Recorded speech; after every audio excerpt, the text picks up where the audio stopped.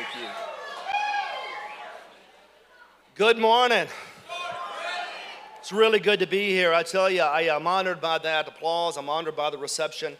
I love you guys so very much. We've been through a lot of fights together, and I know we've got one more in front of us. I have never forgotten about you, even for a second.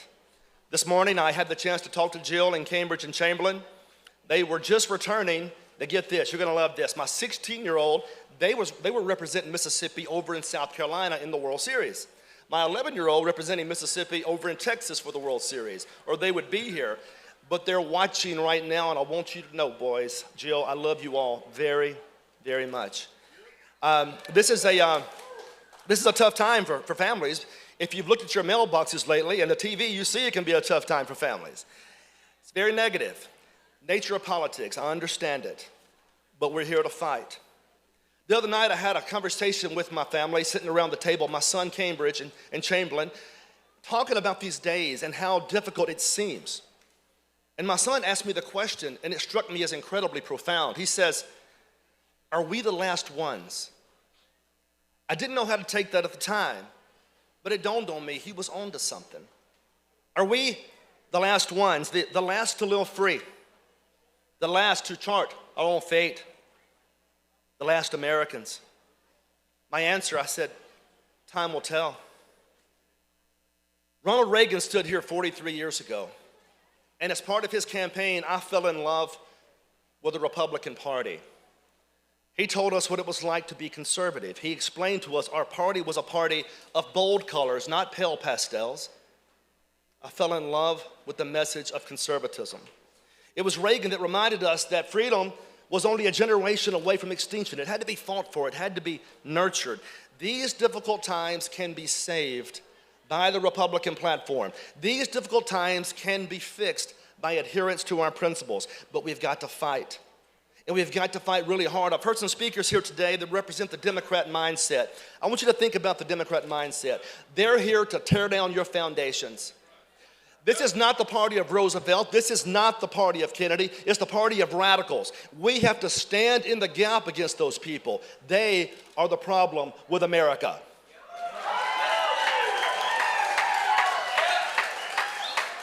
Everything they touch fails. Whether it's Jackson, Mississippi, or Chicago, Illinois, Democrats are the problem. Now, if we know they're the problem, and we know they're here to seek the end of this country as we know it, why would you ever reach across the aisle to those people?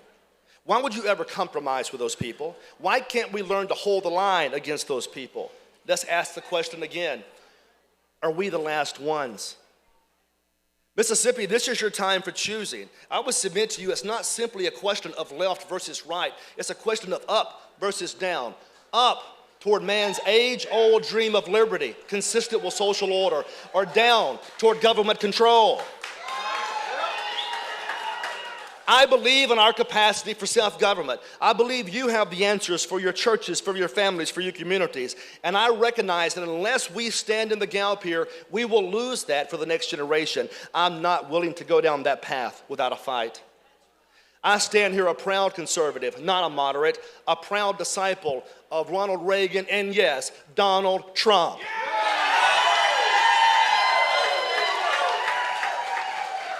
But unfortunately, in this race for lieutenant governor, my opponent has moved our party to the left.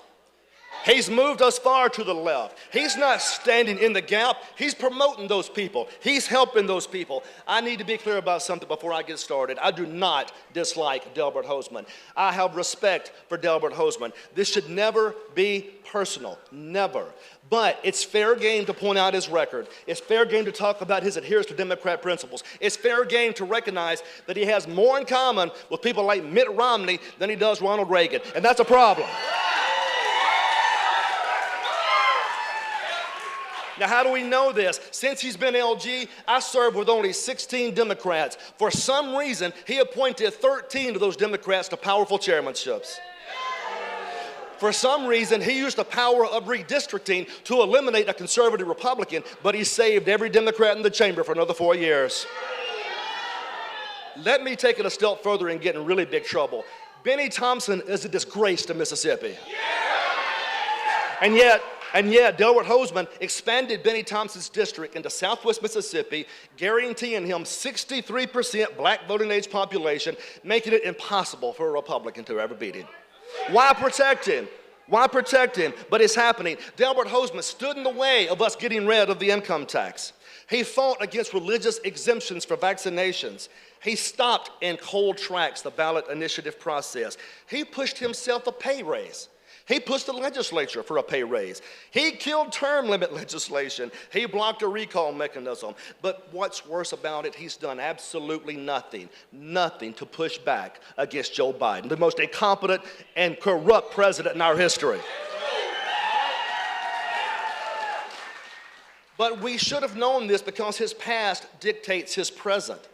Kirk Fordyce was the first Republican governor since Reconstruction. I was a proud supporter of Kirk Fordyce, not Delbert Hosemann. He endorsed that liberal Ray Mabus. Remember him? Yes. Save us from Mabus. Good luck with that one. Delbert's back at him the whole time. That's a problem. How about save us from Mitt Romney? How about that? Here's the thing. In 2016, I endorsed Donald Trump because I like the president. In 2020, I endorsed Donald Trump again because I admire the president. Delbert Hosemann to this day has never endorsed Donald Trump for a single thing. He won't. Here's why. Because he is too busy endorsing the likes of Mitt Romney, and that's a problem. We know him by the fruits he's borne. What about this? Donald Trump seeks election integrity records to secure our elections. You know Delbert's famous response by now. He told the president to go jump in the Gulf of Mexico. How much longer can we go? How much longer can we go? And to make matters even worse, and I'm going to be real clear about this, really clear, it's objective and a verifiable fact. You can yell, you can scream, you can use your friends in the media to cover up for you. It's a verifiable fact that from 1976 to 1990, he was the vice president of an abortion clinic.